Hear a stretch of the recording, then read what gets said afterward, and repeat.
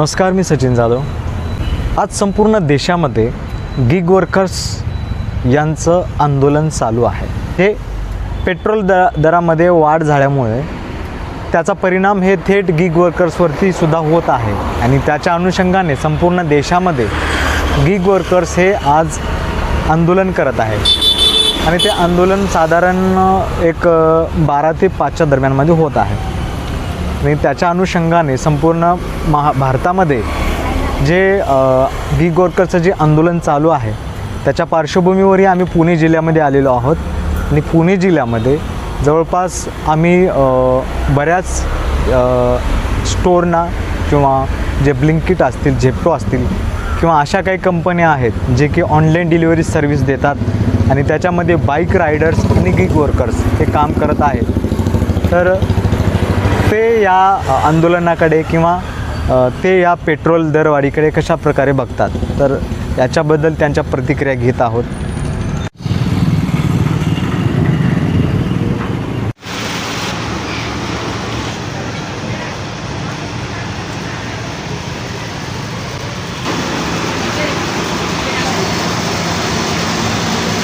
नमस्कार, मी सचिन जाधव. भावेश मीडियामध्ये आपलं सगळ्यांचं स्वागत आहे. देशामध्ये गिग वर्कर्सचं आंदोलन चाललेलं आहे आणि या आंदोलनामध्ये इंधन दरवाढी जे झालेली आहे त्याच्या विरोधामध्ये गिग वर्कर्स हे संपूर्ण देशामध्ये आंदोलन करत आहेत आणि हे आंदोलन त्यांचं 12 ते 5 या दरम्यानमध्ये होत आहे.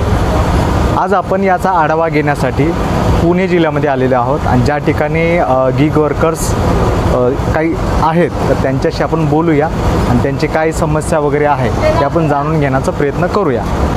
दादा, काय वाटतंय, इंधन वगैरे पेट्रोल वगैरे वाढलं आहे का?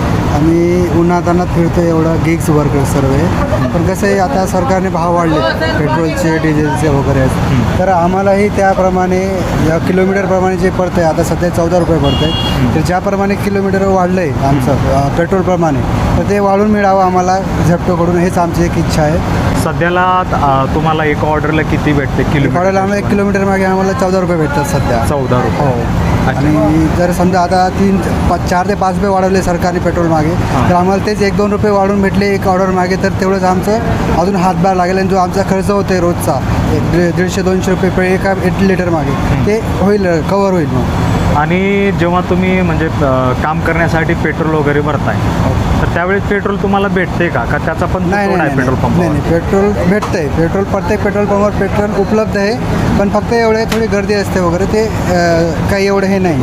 पण कसं आहे, पेट्रोलचे भाव वाढलेत. आमचे जे MG वर्कर आहेत, गिग्स वर्कर आहेत, त्यांना फक्त काय आहे, मोबदला हवा आहे, दुसरं काय नको आहे. तर सरकारने व झेप्टोने जेवढे गिग्स वर्कर आहेत, सरकारने ते झेप्टो असू द्या, नंतर अजून काय स्विगी, झोमॅटो वगैरे जेवढे आहेत त्यांना सर्वांना सरकारने एक आदेश काढायला पाहिजे की ज्याप्रमाणे पेट्रोल वाढलं आहे त्याप्रमाणे यांचेही काहीतरी पैसे वाढवा म्हणून 1 किलोमीटर मागे, तर सर्वांनाच परवडेल ते. कारण की गिग्स वर्कर जेवढे आहेत तेवढे गरीब घरातले, ते काही पैसेवाले नाही आहेत. जे काम करत आहेत ते पोटासाठीच करत आहेत, दिवस रात्रभर उन्हातानात फिरत आहेत, वरतून पाऊस बघत नाही, ऊन बघत नाही. पण जर समजा तेच त्यांना मोबदला भेटत नसेल तर तो काही उपयोगाचा नाही. म्हणजे फक्त मेहनत जाते, वाया जाते, एवढंच आहे, दुसरं काही नाही. आणि आम्हाला 14 रुपयाने ऑर्डर भेटते. 120 रुपये पेट्रोलचा भाव झाला आहे. 1 लिटर टाकलं तर इथले इथं ऑर्डर भेटतात आम्हाला आणि एवढ्या उन्हाचं पळावंच लागतं, त्याचे पर्याय नाही आम्हाला. जसं उन्हाचं टेम्परेचर वगैरे वाढलं आहे वाढलेलं, तर त्याच्यानुसार तुम्हाला इन्सेंटिव्ह वगैरे भेटते का किंवा ऑर्डरमध्ये काही इन्क्रीमेंट भेटते का? ॲग्रीमेंट भेटते. सध्या बघायला गेलं ते MG दिलेलं आहे आम्हाला, पण दुपारचं पण ऊन एवढं आहे की ते MG पण पुरेसंच नाही म्हणू शकतो आपण. कसं आहे, आता 1 ते 5पर्यंत आहे तसा स्लॉट भरावा लागतो. पण एवढं ऊन म्हणून थोडेफार तरी पैसे झेपटोनी 14 आहे ना, तिथं 16-17 तरी करायला पाहिजे असं म्हणणं आहे आमचं. पेट्रोलचा भाव पण आता वाढलेला आहे, त्यामुळं आम्हाला पण काहीतरी जरा फायदा भेटायला पाहिजे असं म्हणणं आहे आमचं. झेप्टोकडनं काहीतरी सेवा नाही का, एवढं पाप उन्हात, त्यामुळं पेट्रोलचे भाव खरंच वाढलेले जास्त. सरकार म्हणतं पेट्रोल कमी हे करा, ते करा. बरोबर. आपण जगायचं बी कसं? हो. आता आमच्या स्टोरला आम्ही आता कसं नाईटला बी भरपूर काम करते पोरं, भरपूर उन्हात, एवढ्या उन्हामध्ये एवढे काम करतात. यांनी थोडेफार पैसे वाढवून दिले पाहिजे. आता पेट्रोल भाव वाढले म्हणजे सगळ्यांचेच भाव वाढते. हां ना, बरोबर. पण आमच्या अजून आता वाढले नाही पाहिजे. इथं आता एवढे एका ऑर्डरला 14 रुपये जायचं, ते गोल टावर राहतं, हे वर जाणं, शिडीनं चढत जाणं, त्याच्यात अर्धा घंटा जातो. अर्ध्या घंट्याला 15 रुपये कमवणं म्हणजे एवढ्या उन्हामध्ये अवघड गोष्ट आहे, बरोबर आहे की नाही? त्याच्यामुळे पेट्रोलचे भाव वाढले तर चांगलं झालं पाहिजे असं. महागाईचा फटका बसतोय का तुम्हाला? महागाईचं तर भरपूर बसतंय. कशी काय महागाई? महागाई खूप बेकार महागाई वाढते. पूर्वीचा वडापाव गॅसला पण आता गॅस बी बघा, गॅस किती पूर्वीचा 15 रुपयाचा वडापाव आता किती रुपयाला झाला? आता 25 रुपयाला झाला. हा का? अच्छा. बेकार आले. तर हे गिग वर्कर्सची प्रतिक्रिया वगैरे आहेत, जे की महागाईचा फटका गिग वर्कर्सला अतिशय बसतोय, सामान्य माणसाला सुद्धा बसतोय. त्याचं चित्र पुण्यामध्ये सुद्धा आहे. भाऊ, पेट्रोल वाढलाय, काय सांगशील? कमी झाला पाहिजे का नाही? पेट्रोल ना हो झालं का नाही? काय भाव आहे आज? तू काय भावाने भरलाय पेट्रोल? माहिती नाही का? ठीक आहे. पेट्रोल 109 रुपयांनी काहीतरी झाला आहे. भाऊ काय सांगशील? नाही, पेट्रोल कमी व्हायला नाही पाहिजे का? हो दादा, कसं काय स्ट्राईक चालू आहे आज? पेट्रोल कमी झाला पाहिजे का नाही? काही व्हायला पाहिजे. हां, ओके. आज कितीने भेटलाय तुम्ही पेट्रोल? आज काय लक्ष केलं नाही मी. बरं, ठीक आहे. पण त्रास होतोय का तुम्हाला? ओके. सर्वसामान्य माणसाला पेट्रोलच्या झळा पोहोचत आहेत. ठीक आहे. आणखीन सुद्धा प्रतिक्रिया घेऊत आपण. भाऊ, पेट्रोलचा त्रास होतोय का तुम्हाला? पेट्रोलचे भाव वाढलेले आहे. कॉल चालू आहे का? नाही, आता हे काही सांगायसारखी गोष्ट आहे का? नाही नाही, तुम्ही सांगा ना, तुम्ही काय केंद्र सरकारला काय सांगू शकता? पेट्रोलचं काय आता सरकारचं तर सरकारला काय कळत नाही का बाबा? हां हां, कळायला पाहिजे काय काय महाग झालं काय नाही. मागच्या टाइमात काय झालं ते मुलाखत घेतलेली? ओके. मागच्या टायमाच्या अपलोड झाली नाही, वो स्विच ऑफच पडला होता. आता काय सांगा, आज आपली लगेचच्या लगेच अपलोड होणार आहे. पेट्रोल दर वाढले, पेट्रोलचे दर वाढले तर आमची अर्निंग कमी झाली. केंद्र सरकारला काय सांगणार? महागाईची वाढून ठेवली. केंद्र मोदी भाऊ- सरकार निवळ आता कसं शिवाय लागले तोंडातून. हा का? मोदी म्हणतात का भेटेल असं काहीतरी केलं पाहिजे म्हणजे प्रत्येकाला. मोदीने सगळे वाट लावून टाकली आपल्या देशाची. हा का? PFचं वगैरे याचं पण केलं पाहिजे म्हणजे नाही का? PFचं PF वगैरे ब्लिंकेटवाल्यांना पण PF वगैरे कटिंग झालं पाहिजे. ब्लिंकिटवाल्याला PF भेटलं पाहिजे. ते अतिशय चांगली मागणी आहे. ठीक आहे. आणखीन सुद्धा आता तुम्ही बघू शकता किती ऊन आहे. एवढ्या उन्हात आम्ही जात आहोत, पळत आहोत, सगळं करतो. बरोबर आहे. आम्हाला त्यातून प्रॉफिट तर काय भेटतच नाही. कंपनीनं 40 डिग्री सेल्सिअस हां. तापमान आहे. पेट्रोलचं दर कालच्यापासून 3 रुपयानं वाढलेत. आमच्या कंपनीनं 5 रुपयानं दर डायरेक्ट कमी केले. मोदी साहेब तेल सुद्धा खाऊ नका म्हणतात. हा, आता पाण्यासोबत खावं लागलं. आता मोदी साहेबाचं ऐकावं लागेल. मोदी साहेबांना अशी वेळ आणली की आता बोलायला बी ना सांगायला बी ना असं झालं आता. बरं. दादा, पेट्रोल वाढला आहे, काय सांगशील? बोलणार ना साफ तिकडे येतं बघ, हां, तिकडे बोलणार आहे. Okay okay, thank you. हां, कांबळे ही सगळी कंपनी दाखवा. ठीक आहे.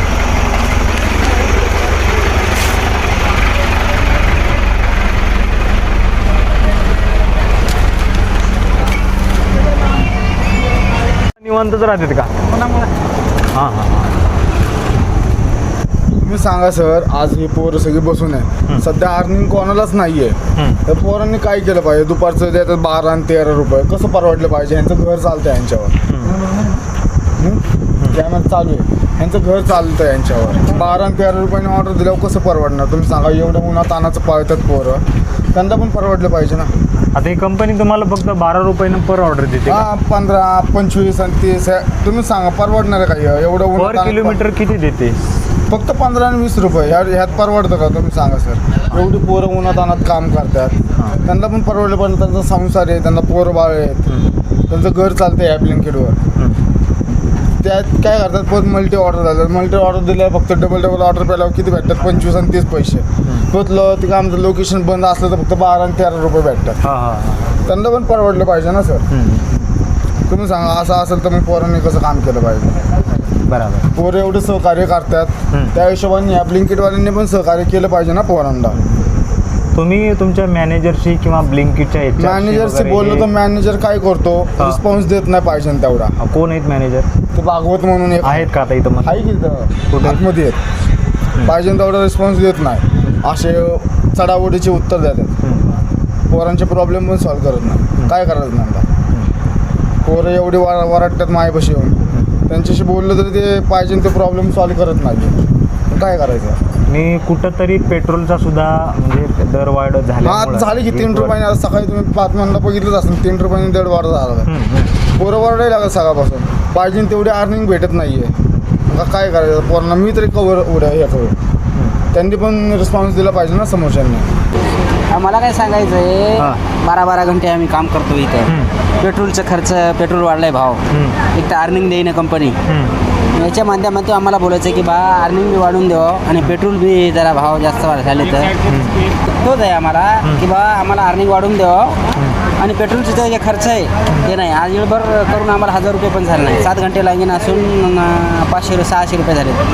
म्हणजे 100 रुपये तास बी देईन कंपनी आम्हाला. तर आम्हाला तेच म्हणणं आहे कंपनीला की बा आमचे पेट्रोलचे भाव वाढले तर आमची कंपनीला हेच मागणी आहे की बा आम्हाला द्या, आमची जी मागणी आहे ती पूर्ण करा. केंद्र सरकारनं पेट्रोलचा भाव वाढवला, डिझेलचा भाव वाढवला, बरोबर. 1-2 महिन्याखाली केंद्र सरकारनं, ह्याच मोदी सरकारनं 60 लाख टन डिझेल बांगलादेशला दिलं का नव्हतं? दिलं का नव्हतं? 80 रुपयानं. आपल्या भारतात काय रेट चालू आहे? 90 रुपयाच्या वरच आहे ना. मग कशामुळं दिलं हे? कशामुळं? अरे देश सेवाच करायची, आपल्या देशाची सेवा करायची. आपल्या देशाची माणसं उपाशी मारायला लागली, त्यांचं बघा ना तुम्ही. दुसऱ्या देशाला कशामुळं तुम्ही हे करायला लागला? खरं खोटं आहे? आपलाच प्रधानमंत्री आपल्याच देशाची वाट लावा लागला. हो, हे तुमच्या लक्षातही नाही, सामान्य जनतेच्या लक्षात येई नाही ही गोष्ट. कळतं का तुम्हाला? दुसऱ्या देशातल्या माणसांना जर तुम्ही 80 रुपयानं डिझेल विकत असला, आपल्या देशात काय परिस्थिती चालू होती बघा ना तुम्ही. पहिली आपले देश सुधारावा, मग दुसऱ्या देशाकडे बघा. आपल्याच देशात तुम्ही महागाई वाढवून ठेवली, सगळं वाढवून ठेवलंय. आपला देश बिघडून जर तुम्ही काय म्हणते स्वतःचं घर जाळून दुसऱ्या चांगलं करायचं बघत असला, ती चुकीचं आहे ना.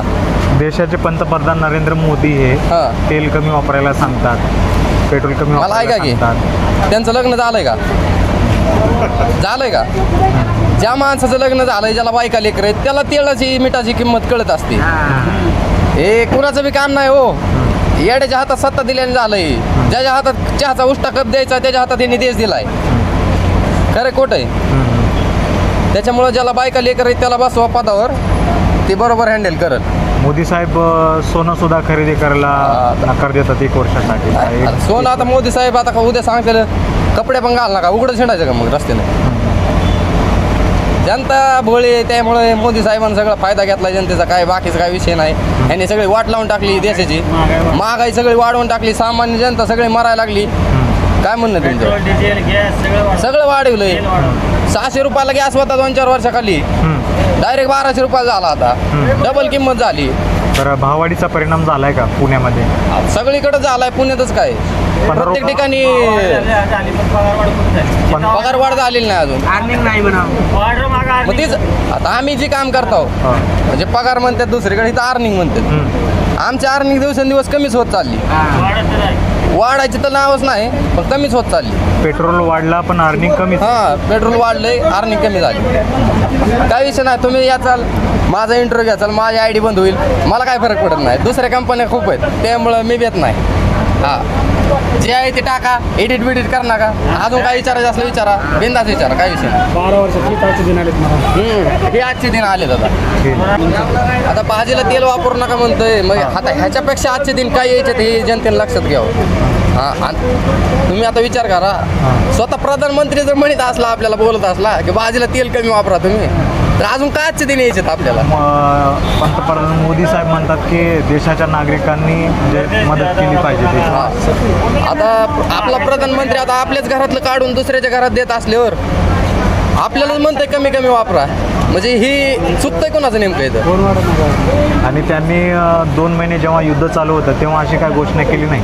त्यांचं युद्धाला त्यांचं काय घेणं देणं नव्हतं. इलेक्शन झाल्याच्या नंतर इलेक्शन जेवरचं इलेक्शन आहे तोपर्यंतच येतात ते फक्त जनतेकडे. बाकी काय त्यांना घेणं देणं नाही. जनतेला नुसतं सांगत राहतात हे कमी वापरा, ते कमी वापरा. असल्या उन्हात करून जर काही फायदा नाही म्हणजे काम करून तर काय फायदा? कंपनी सर्च दाखवते एक, देते एक, वेगळं देते. कंपनी सर्च दाखवते एक आणि देते अर्निंग बी त्याच्या सर्चमध्ये मायनस करते. कंपनी तुम्हाला 1 किलोमीटरच्या मध्ये जी ऑर्डर दिली जाते ती किती रुपयाने देते? 15 रुपयानं देते. आणि जर 1.5 किलोमीटर पस्तोर 15 देते आणि त्याच्यात 12 रुपये एक्स्ट्रा असले तर ते मायनस करते.